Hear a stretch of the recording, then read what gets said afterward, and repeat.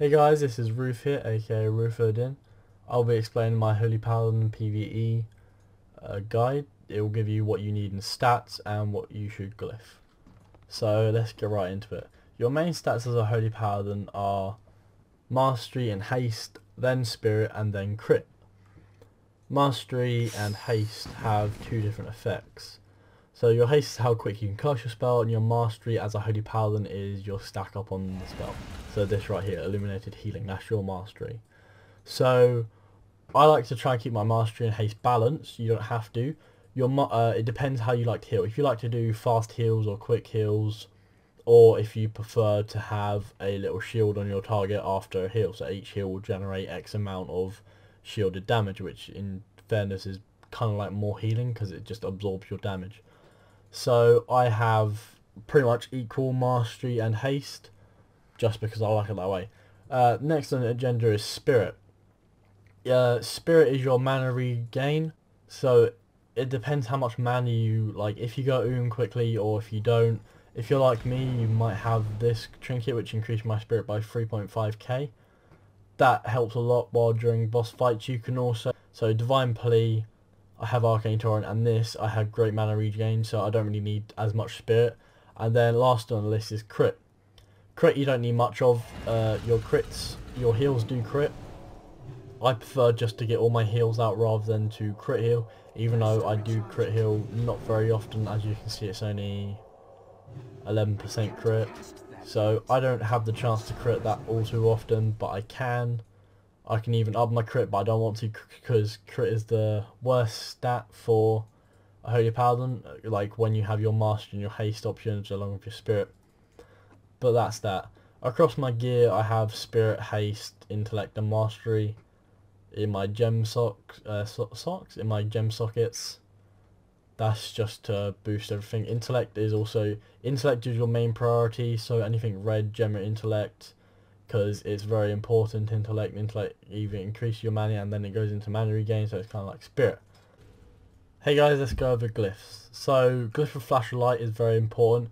As you can see, I've just got the infusion proc. So if I was to Flash of Light and then Divine Light, that can heal a tank while he's pretty low for quite a lot, rather than just a quick little Divine Light.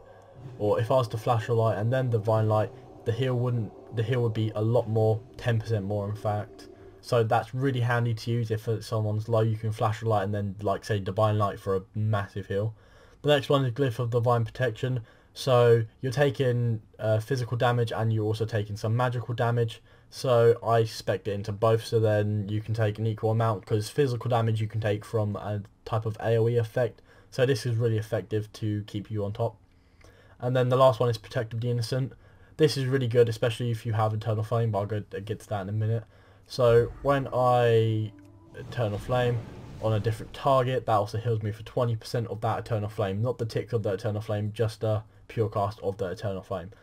So let's move on to talents. Pursuit of Justice is amazing for us Holy Paladins over any other one. You can choose Speed of Light, that's very handy as well. It's like a sprint from a rogue. You don't really want Long Arms and Law because you don't want to be casting Judgment when you're trying to heal, especially if you're raid healing. Pursuit of Justice, I like this because it's 15% overall and then an extra 15% if you stack up your Holy Power. Some Holy Paladins like to stack up their Holy Power when healing to get a big Eternal Flame, so you can just have an extra 30% or 15% extra move around while that. Next off is Fist of Justice over Repentance and Burden of Guilt. Burden of Guilt again because you won't be using your Judgment. Repentance can be it's between Fist of Justice and Repentance. Repentance you can use to stun a target, and Fist of Justice reduces your stun by in half, replaces Hammer of Justice. I like this one because, I like Fist of Justice because it's just a quick stun for 6 seconds and it's half the time. Next up, this is very important, Sacred Shield is terrible. No matter what you're told, it's absolutely terrible. Selfless Healer is good if you use Judgment. Again, you don't because you don't have these. You can see on my Ret Paladin video, there's like a trick to it, so that is really bad. And then Eternal Flame, this replaces your Word of Glory, which is amazing as it ticks off, and it's amazing if you have loads of mastery because it stacks up on the mastery tick.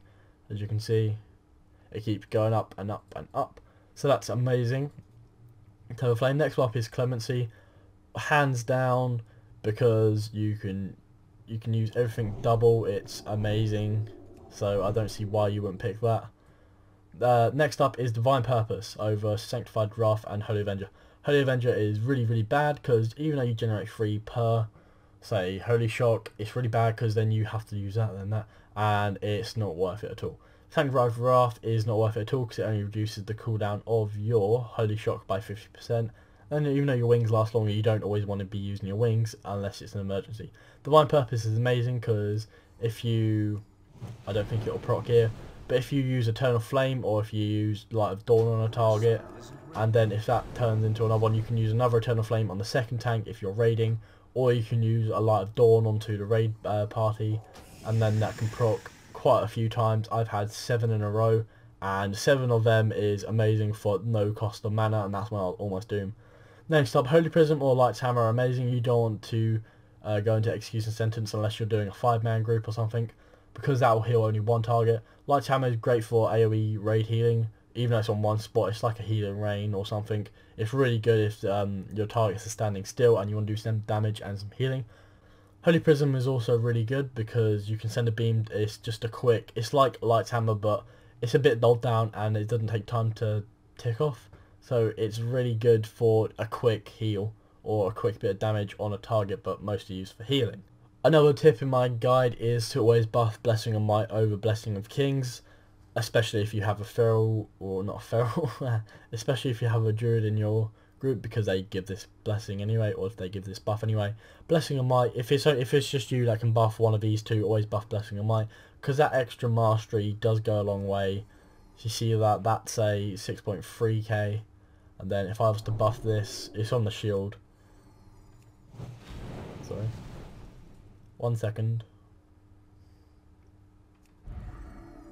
And now it's an 8.8k, so you can see the amount of difference there is there. It's really amazing. You can't really beat that buffing over the might. It's really good for you, and that's pretty much it. Another little tip is you can use Hand of Protection on yourself and still cast heals rather than using it on DPS. So say if there's physical damage going around from an AoE boss, you cast this on yourself and that will just exclude you from taking damage. It's really good and vital. Another little tip is to use Seal of Insight. It increases your casting speed by 10%, healing done by 5%, and if you're to attack targets, it does a little bit of damage, just under 4k, and it restores 4% base mana, and that is very important. If you're going you can just auto attack and get 4% base mana back each attack or each swing. This is really important if you're raiding and you don't have a great spirit level. Thank you guys for watching my How to Holy Paladin PvE video. Like if you like the video, subscribe if you want to see more. And I will see you guys next video. Goodbye.